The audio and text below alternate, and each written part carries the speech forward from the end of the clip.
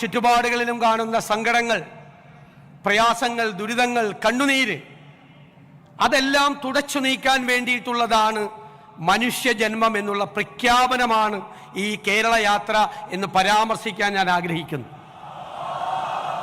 ഇന്നിവിടെ ബഹുമാനപ്പെട്ട മുഖ്യമന്ത്രിയും ഉസ്താദും ചേർന്ന് ഉദ്ഘാടനം ചെയ്ത ആ പരിപാടി തന്നെ, ആ ഒരു കാരുണ്യ പദ്ധതി തന്നെ അതിനുള്ള ഏറ്റവും വലിയ ഉദാഹരണമായി മാറുന്നു.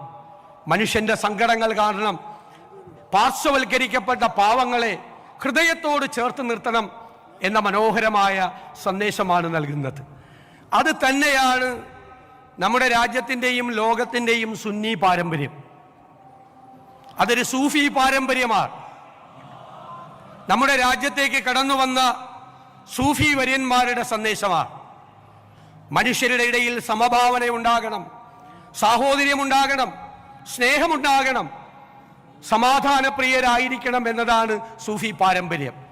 ആ സൂഫി പാരമ്പര്യത്തിൻ്റെ ലെഗസിയാണ്, അതിൻ്റെ പൈതൃകമാണ് അഭിവന്ദ്യനായ ഉസ്താദിൻ്റെ നേതൃത്വത്തിൽ നമ്മൾ മുന്നോട്ട് പോയിക്കൊണ്ടിരിക്കുന്നത്.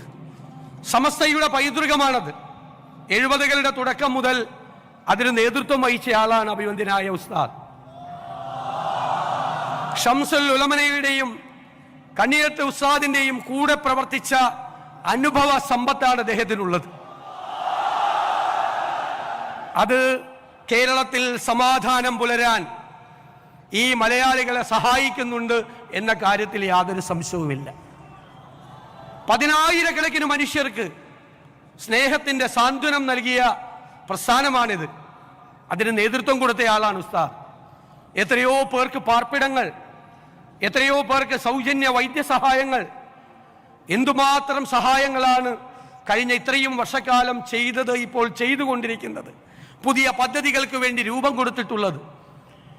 അറിവിന്റെ വെളിച്ചമാണ് വിദ്യാഭ്യാസം, അല്ലേ? ഈ അന്ധകാരത്തിലേക്ക് വെളിച്ചം പകരുന്നതാണ് വിദ്യാഭ്യാസം. ആ വിദ്യാഭ്യാസത്തിലൂടെ ലക്ഷക്കണക്കിന് ആളുകളെയാണ് അറിവിന്റെ വെളിച്ചത്തിന്റെ ലോകത്തിലേക്ക് ഉസ്താദിന്റെ നേതൃത്വത്തിൽ കൈപിടിച്ച് ആനയിച്ചുകൊണ്ടിരിക്കുന്നത്. അത് തുടരട്ടെ എന്ന് ഞാൻ പ്രാർത്ഥിക്കുന്നു. ഈ വേദിയിൽ വെച്ച് ഒരുപാട് കാര്യങ്ങൾ ചെയ്യാൻ ദൈവം അദ്ദേഹത്തെ അനുഗ്രഹിക്കട്ടെ, ഈ പ്രസ്ഥാനത്തെ അനുഗ്രഹിക്കട്ടെ എന്ന് ഞാൻ പ്രാർത്ഥിക്കുന്നു. ഇത് ഒരു പ്രത്യേക കാലമാണ്, കെട്ടകാലമാണ്. രാജ്യത്തുടനീളം സംഘർഷങ്ങൾ ഉണ്ടായിക്കൊണ്ടിരിക്കുക. ഒരു വിഭാഗം ജനതയെ ഒറ്റപ്പെടുത്തി ആക്രമിക്കാൻ ഒരു കൂട്ടർ ശ്രമിക്കുന്നു.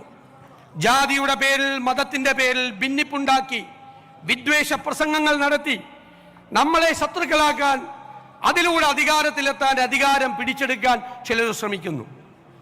അതിനെതിരായി നമ്മൾ പോരാടേണ്ടത് തോളോട് തോൾ ചേർന്ന് നിന്നുകൊണ്ടാണ്. ഞാൻ സ്കൂളിൽ പഠിക്കുമ്പോൾ പണ്ഡിറ്റ് ജവഹർലാൽ നെഹ്റുവിനെ കുറിച്ചൊരു ലേഖനം വായിച്ചു, ഒരു പുസ്തകത്തിൽ.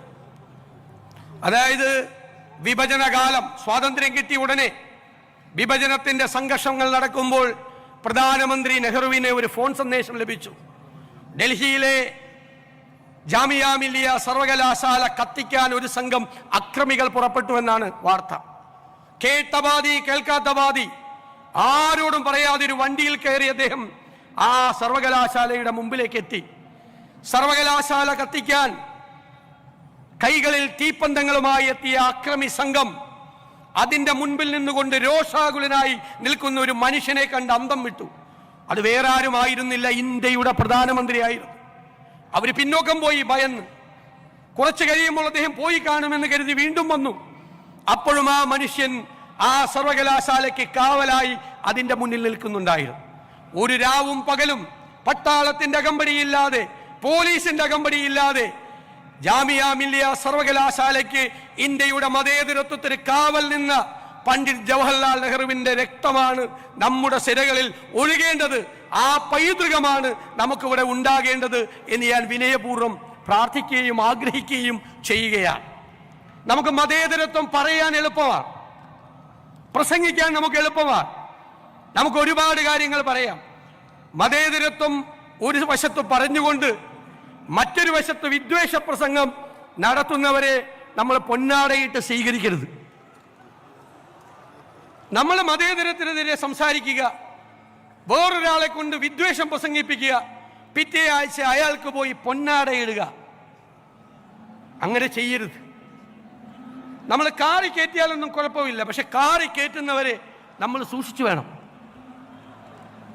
അവര് വിദ്വേഷം പ്രസംഗിക്കുന്നവരാകരുത് എന്ന് നമുക്ക് ഉറപ്പുവരുത്തണം.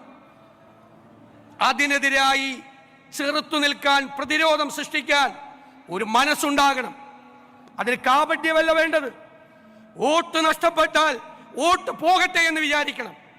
തെരഞ്ഞെടുപ്പിൽ തോറ്റാൽ തെരഞ്ഞെടുപ്പിൽ തോറ്റു പോകട്ടെ എന്ന് വിചാരിക്കണം. മതേതരത്വത്തിൽ തൊട്ട് കളിച്ചാൽ, വിട്ടുവീഴ്ചയില്ലാത്ത നിലപാടെടുത്ത് വാക്ക് പറഞ്ഞാൽ വാക്കായി അതിന്റെ കൂടെ നിൽക്കണം. ഇരട്ടത്താപ്പ് പാടില്ല, കാപട്യം പാടില്ല. എനിക്ക് ഇവിടെ നിന്ന് നിങ്ങൾക്ക് തരാനുള്ള വാക്കതാണ്.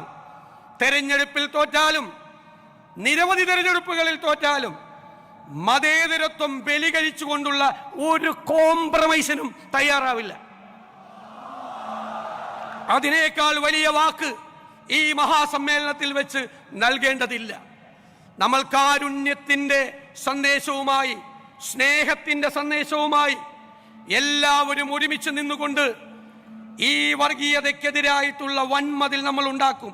സ്നേഹത്തിന്റെ വൻമതിൽ, പാരസ്പര്യത്തിന്റെ, സാഹോദര്യത്തിന്റെ വൻമതിൽ.